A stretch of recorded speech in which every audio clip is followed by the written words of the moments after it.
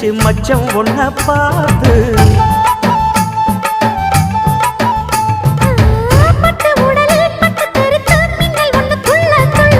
வெக்கம் துடிக்க விளக்கணைக்க ஜன்னல் கண்ணை மூடிக்கொள்ள 10 நாள் கழிச்சு தாண்டி கதவை திறக்கணும்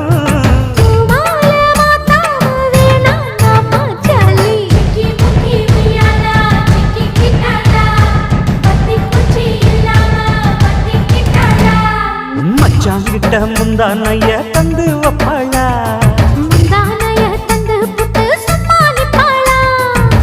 பல நாள் பசி இருக்கு விருந்து